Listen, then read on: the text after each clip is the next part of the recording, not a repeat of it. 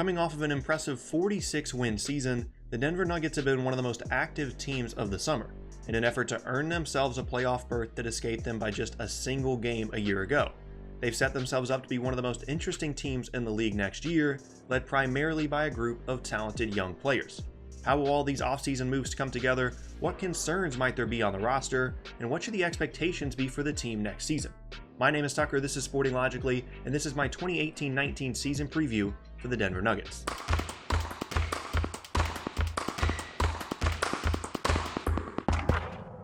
Some of you might be wondering why I chose the Nuggets of all teams as the first team preview topic for next season. And the reason for that is they were one of my favorite teams to watch last year. They shared the ball, played at a pretty fast pace at times, and were one of the best offensive teams in the league both in terms of points per game and offensive rating. They also employ one of the most interesting offensive focal points in the NBA in center Nikola Jokic, through which a lot of the offense was ran as a passer from the elbows and in transition. In a league where teams are increasingly trying to copy what everyone else is doing, and few that are truly unique in terms of their style of play, the Nuggets stand out. Now obviously their goal is to win games, not to be entertaining or unique, and I'm sure nobody in the organization was happy with not making the playoffs, especially when you consider that there were 3 teams in the Eastern Conference that made the postseason despite a record worse than Denver's. As a result, as I mentioned earlier, they made an effort this offseason to not only retain 2 of their most talented players, but also to bring in some guys to help them try and take the next step. Let's begin the discussion on what the Nuggets did this summer by talking about the guy that I just spoke so highly of, Nikola Jokic. The former second-round pick has been quite the surprise through the first 3 seasons of his NBA career, and certainly a much better player than many expected from someone selected at 41st overall. The team was so impressed that they decided to sign him to a 5-year, $148 million contract this offseason, ensuring that they'll have his rights and thus their offensive focal point for the foreseeable future.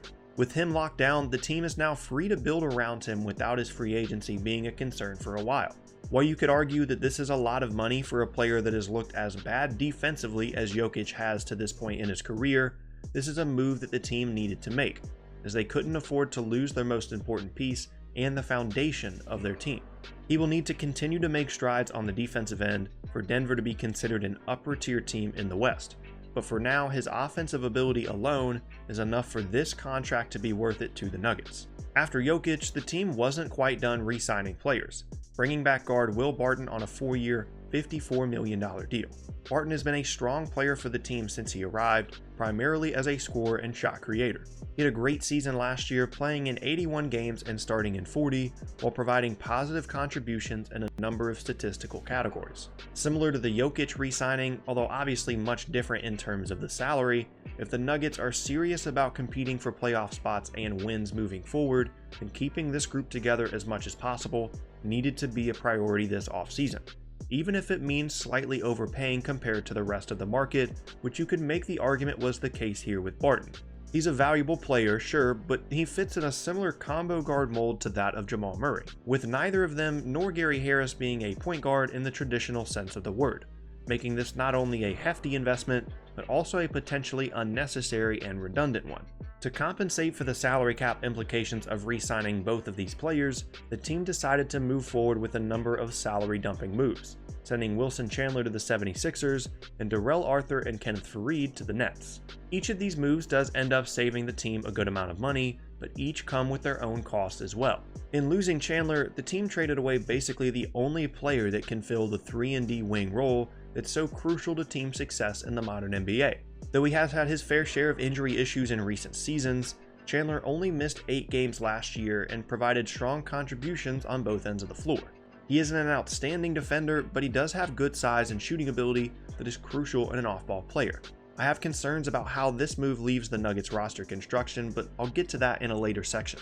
Moving on to the Arthur and Faried salary dump, the cost isn't so much the players that they're giving up, neither of them look to be a game-changing contributor for next season anyway, but their own 2019 first-round pick that they traded away to convince Brooklyn to take on the salary.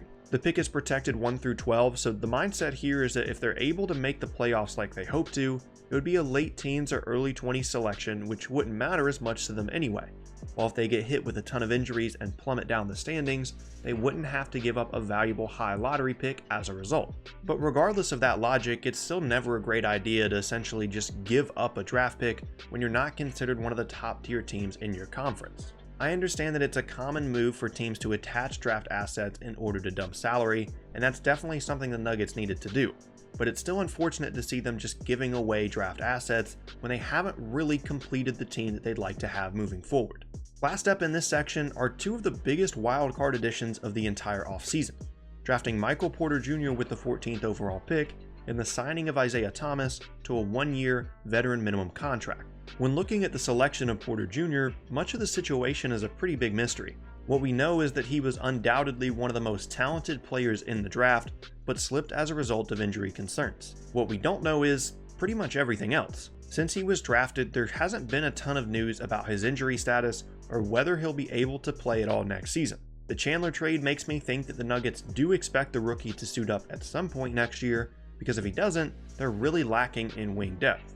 Porter didn't play in the Las Vegas Summer League, so with the exception of a handful of minutes at the college level, we haven't seen him play 5-on-5 in a live game since he was a senior in high school.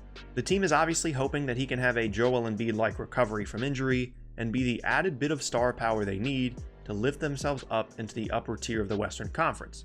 But just like everything else with this situation, that remains to be seen. Last up is the signing of Isaiah Thomas, a move that could prove to be one of the most crucial as it relates to the Nuggets' playoff hopes. Just a season removed from averaging nearly 30 points per game and being named second-team All-NBA, Thomas struggled last year to bounce back from the hip injury that plagued him in the 2017 postseason. A big reason he was available for such a low salary so soon after that impressive 2016-17 campaign.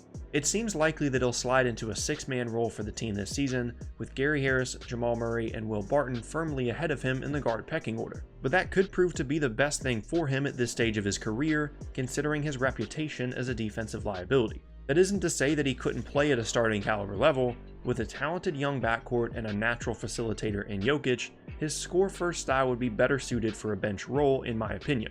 If he can come back fully healthy and put some of the locker room issues from last season behind him, he could be just what the Nuggets need to get over the hump in a tough Western Conference, and that success would also likely allow him to command a bigger payday as a free agent in 2019.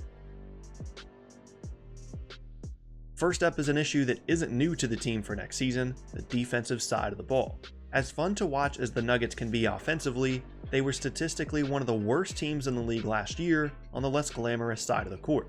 The biggest reason for this is that of the guys that generally play the most minutes, not many of them are considered above average NBA defenders. I already talked about Jokic's struggles, and Jamal Murray and Will Barton don't provide much there either. Gary Harris and Paul Millsap are solid on that end, but aren't the kind of difference makers you can build a top 10 defense around.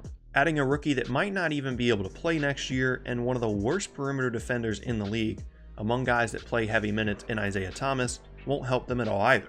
Now you could say that some schematic changes and more focus on the defensive end could result in a better performance next season. But the bigger issue here, which leads me to my next concern, is I don't think the Nuggets have the kind of personnel necessary to be a top 15 defense next year. Even before they traded away Wilson Chandler, they were short on 3-and-D wings that provide the kind of versatility you need to match up against different teams and the most talented individual players in the NBA. Who do they have to guard imposing wings like KD, Giannis, Jason Tatum, LeBron, and Ben Simmons? I mean, maybe Paul Millsap and Gary Harris, but if those are your best options and you hope to be a playoff team, that's an issue. Not to mention that they don't have high caliber defensive guards either, or a solid rim protector to make up for any of the likely many defensive lapses each game. Maybe they're banking on improvement on that end from guys like Barton and Harris and Murray, but physically I just don't see any of those guys being able to match up with the big names on a consistent basis. The Nuggets should be one of the best offensive teams in the league next year, just as they were a season ago. But unfortunately for them, they might once again find themselves held back by their defensive issues, fueled largely by a lack of top talent on that side of the ball. And in a conference as tough as the West looks to be next year, that could prove to be a fatal flaw in terms of their playoff hopes.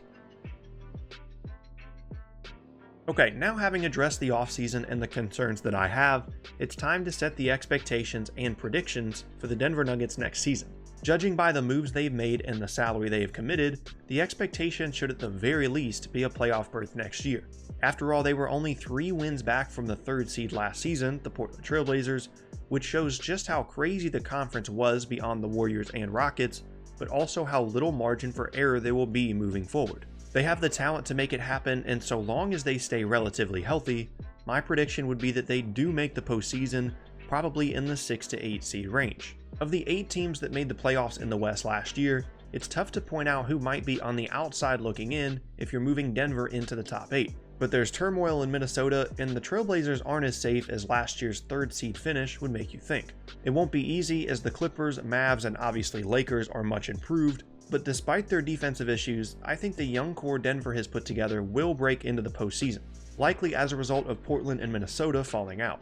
And there you have it, that is my full 2018-19 season preview for the Denver Nuggets. If you have a team you'd like for me to cover in a future episode, be sure to leave it down in the comments below. Next up is a Feature Friday video about how the 2021 draft class and the potential elimination of the one and done rule could create the greatest draft class the league has ever seen. So stay tuned for that.